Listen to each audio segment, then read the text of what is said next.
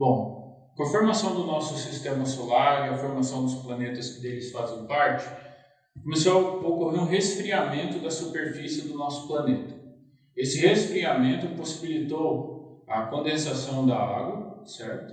Que provavelmente veio através de algum meteoro ou de algum outro lugar. E com a condensação da nossa água, ele formou oceanos, formou a superfície seca também. Mas nessa época, o planeta ele era muito instável, então a gente tinha muitos vulcões, nós tínhamos muitas tempestades e era muito caótico, podemos dizer. Então muitos átomos estavam sobre a superfície do nosso planeta e muitos estavam em nossa atmosfera.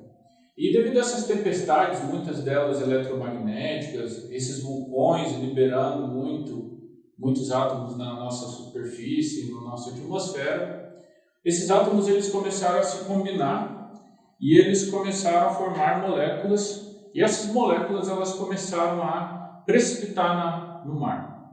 O interessante é que para existir a vida precisa de 6 moléculas específicas, o que a gente chama de chonts. Então nós precisamos de carbono, hidrogênio, oxigênio, nitrogênio, fósforo e enxofre. Esses 6 elementos eles estavam na nossa superfície, eles faziam parte do nosso sistema e eles começaram a se combinar aleatoriamente e a precipitar no mar. Até o momento que eles começaram, ao precipitar no mar, eles começaram a se unir por afinidade. E essa união por afinidade formou os coacervados. Coacervados são agrupamentos de moléculas, proteínas, lipídios e outras coisas, mas esses coacervados eles ficam só juntos por afinidade, não tem nada ali que delimite eles ou coisas desse gênero. Esses coacervados eles não evoluíram porque eles não eram vida ainda, mas eles mudaram a sua forma por coacervado complexo, formando uma camada por cima deles. Então ficou as moléculas do lado de dentro e uma camada, uma película protetora em volta.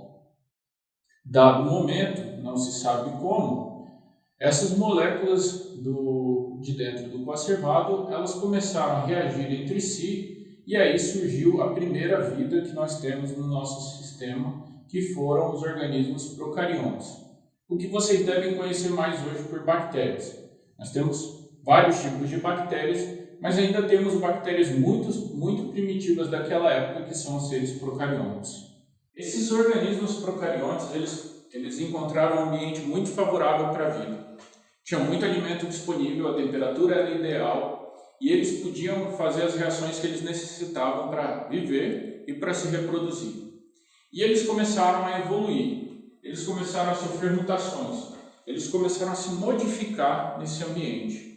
E aí, desses seres procariontes, surgiram os seres procariontes fotossintetizantes. Foram os primeiros seres a conseguirem produzir sua própria comida. Naquela época, existia muito alimento disponível. Talvez, em algum momento, possa ter diminuído essa quantidade de alimento, e aí eles tiveram a necessidade de produzir seu próprio alimento. Quer dizer, a gente não sabe se isso ainda foi desse jeito, mas é possível que possa ser também. E aí, surgindo os organismos fotossintetizantes, eles fizeram uma coisa muito importante. Eles capturaram o oxigênio que estava dissolvido na água, nas rochas e nos outros elementos que estavam no mar. Eles usaram esse oxigênio para poder gerar sua própria energia e liberaram esse oxigênio na nossa atmosfera. E isso gerou um grande problema para todos os seres procariontes daquela época, ou pelo menos para a maioria, porque todos eram anaeróbios, eles não precisavam de oxigênio para poder sobreviver. Na verdade, o oxigênio fazia até mal para eles. E quando os fotossintetizantes eles começam a existir, eles começam a liberar o oxigênio, e aí nós temos a nossa primeira grande extinção em massa no nosso sistema de vida, que foi a extinção da maioria dos seres procariontes que existiam na Terra, que eram anaeróbios, certo? Mas isso trouxe vantagens também, porque o oxigênio, né, ele traz vantagens para que a gente possa conseguir degradar melhor a energia que a gente precisa.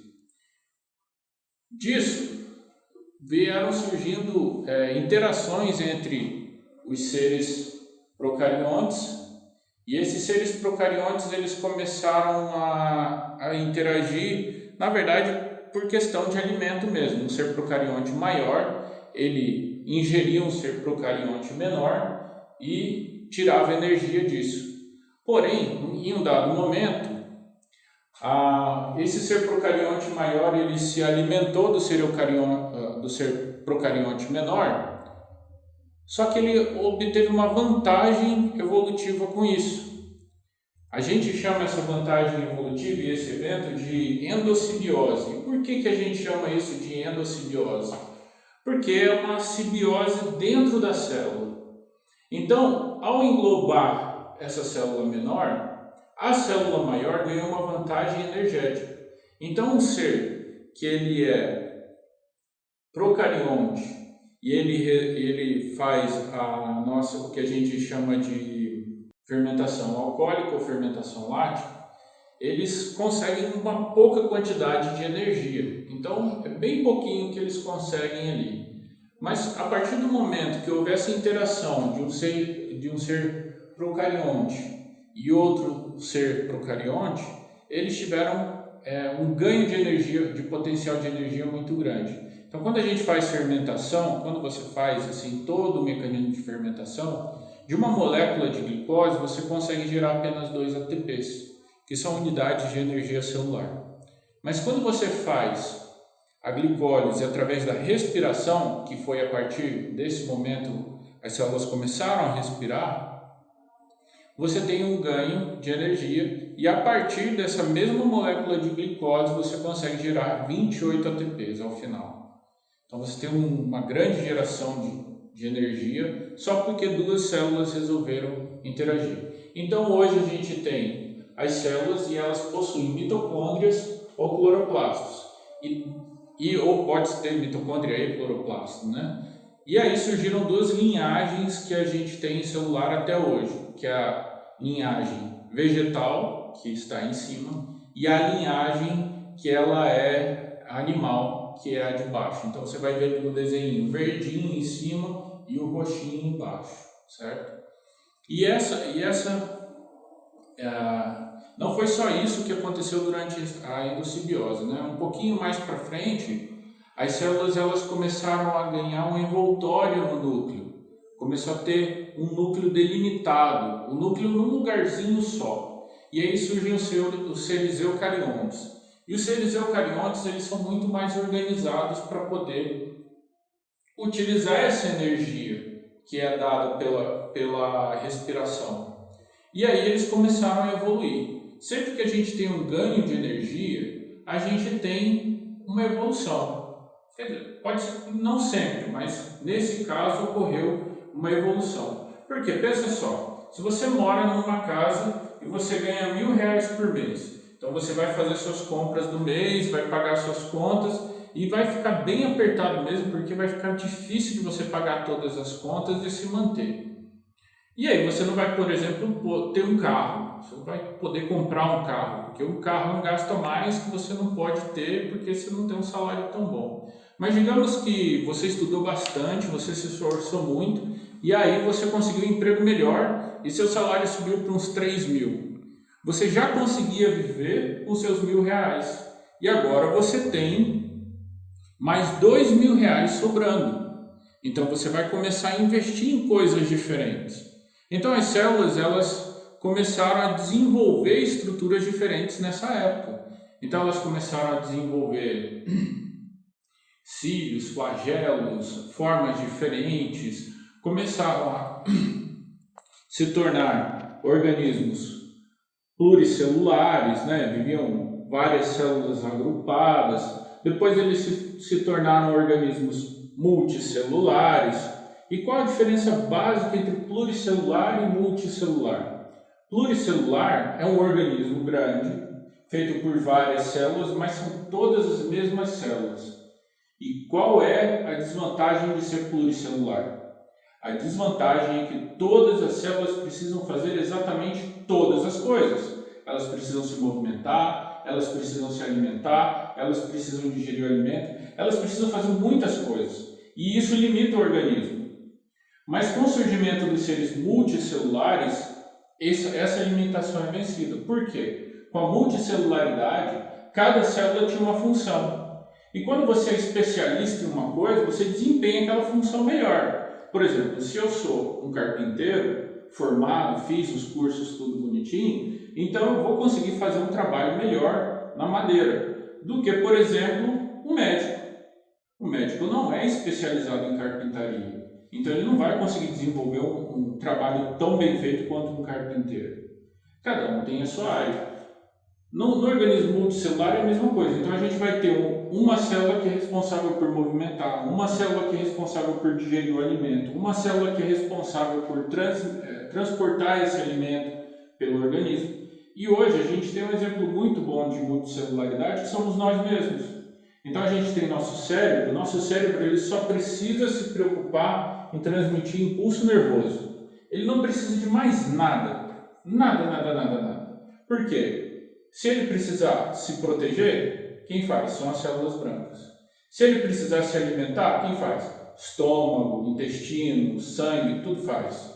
Se ele precisar, correr uma maratona, quem que vai correr a maratona para o cérebro? As pernas. Então, o cérebro ele só precisa se preocupar com o impulso nervoso.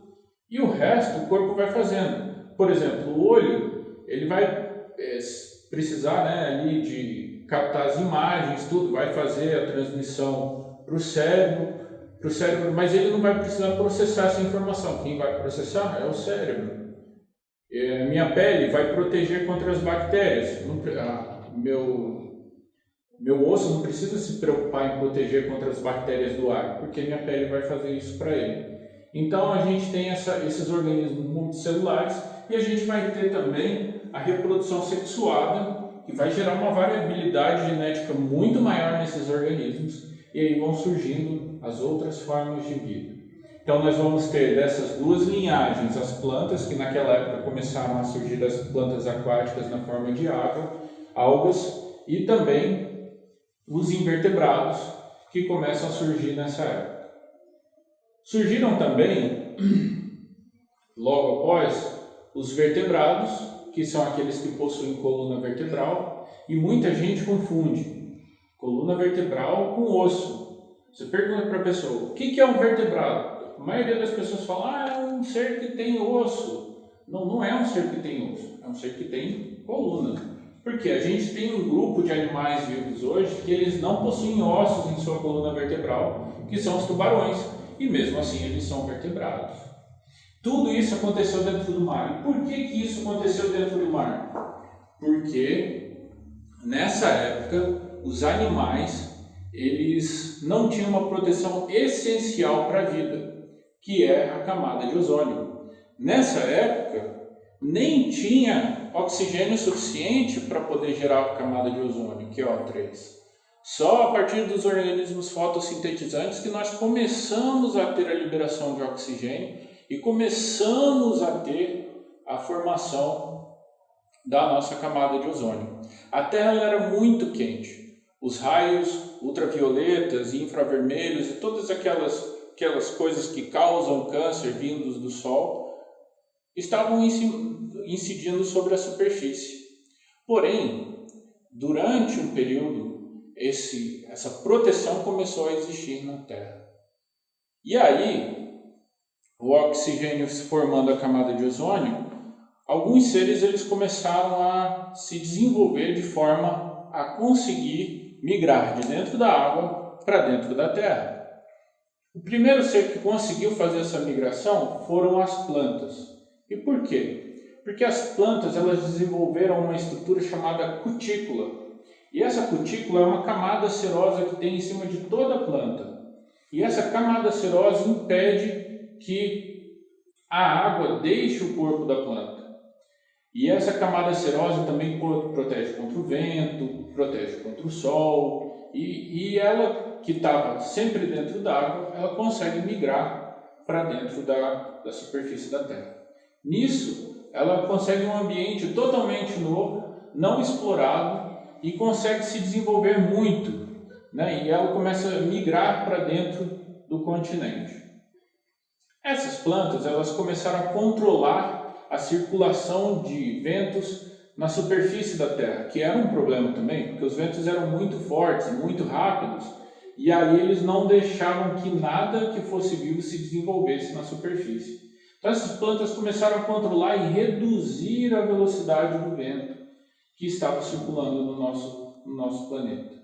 Assim como elas começaram a formar sombra e resfriar a temperatura do nosso planeta. Paralelo a isso, tinha um bichinho que a gente conhece mais como peixe, que ele era um peixe meio estranho. Ele tinha, em vez de nadadeiras diretamente coladas no corpo, ele tinha uma patinha antes da nadadeira. Esse peixinho diferente, esse peixe estranho, ele tinha pulmão e ele conseguia passar breves momentos fora da água respirando oxigênio. Os cientistas acreditam que a partir desse peixe foram que surgiram os primeiros anfíbios. E o nome desse peixe se chama selacanto. E esses primeiros peixes que se aventuraram para a Terra, eles começaram a se desenvolver também. Mas existia uma limitação deles. Eles precisavam estar perto da água. Os anfíbios, eles surgiram com essa limitação. Eles precisam do oxigênio, mas eles podem ir na Terra, mas eles precisam da água. Eles precisam estar úmidos. Seus ovos não possuem proteção, então eles não podem colocar ovos longe da água. Seus corpos, eles precisam estar úmidos para que eles façam a troca entre o oxigênio de fora e o CO2 que está dentro do corpo. Então eles precisam da água. E isso limitou eles para que eles ficassem próximos ao continente. Mas eles evoluíram também. E sua evolução fez com que eles ganhassem couraças, uma pele mais forte, e seus ovos, eles ganharam também uma proteção. E aí surgiram os primeiros répteis. E nessa época, quando os répteis conseguiram sair da beira d'água, eles encontraram um ambiente muito favorável. Por quê? Até então, só as plantas tinham colonizado o continente. E os répteis, eles vão para esse ambiente que nunca foi explorado, eles começam a se alimentar dessas plantas, e o interessante é que a concentração de oxigênio daquela época era muito, muito grande. E sendo a concentração de oxigênio muito grande, os répteis, eles sofreram um processo que nós chamamos de gigantismo.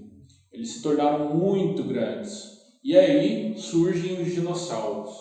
E os dinossauros, eles começaram a dominar a Terra nessa época. Eles começaram a viver em todos os ambientes e eles conseguiram fazer essa migração para dentro do continente de forma muito bem sucedida. Paralelo aos dinossauros, existia um ramo de animais que não era muito especializado, eles não eram tão bonitos também, os mamíferos. E eles viviam debaixo da terra em forma de topeira, doninha, aqueles bichos que vivem debaixo da terra. Eles não se arriscavam na superfície porque os dinossauros dominavam. E esses dominantes, se você tentasse ir para a superfície, você era comido. E aí veio a extinção dos dinossauros com a queda de um grande meteoro. E com a queda desse grande meteoro houve uma cobertura do Sol, as plantas morreram, os animais de grande porte que precisavam comer muito para sobreviver, herbívoros, morreram, os carnívoros que precisavam desses animais para comer também morreram, porque não tinha mais animal herbívoro sobre a face da Terra. Só que tinha aquele grupo que vivia debaixo da Terra, que não estava nem aí para o Sol, não precisava de muito oxigênio, não precisava de muito nada, e eles viveram debaixo da Terra enquanto não passava todo esse período. Os dinossauros foram extintos, restando apenas as aves, que são remanescentes dos dinossauros, E aí, quando todo esse caos passou, esses seres que viviam debaixo da terra, eles começaram a subir para a superfície e começaram a se desenvolver bem.